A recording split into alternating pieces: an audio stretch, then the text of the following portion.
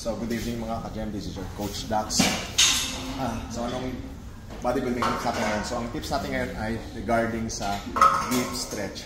So, gaya nung ginawa ko kanina, study shows na nagkakaroon ng hypertrophy or growth ang muscle pag nagkaroon siya ng deep stretch. So, mas mataas ang percentage niya kumpara sa mga partial reps. So, ganun yung benefits ngayon ng deep stretch. So, for example, nag-dips ka, make sure very deep yung pagka-dips mo.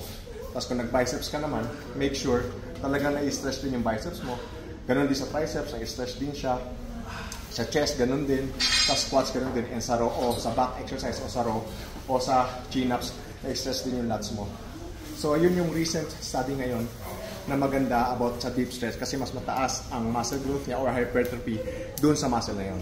So tandaan nyo lang yung tip na yun guys kasi very beneficial yun lalo na pag ikaw ay natural bodybuilder. So again, thank you sa support. Please like and support and subscribe.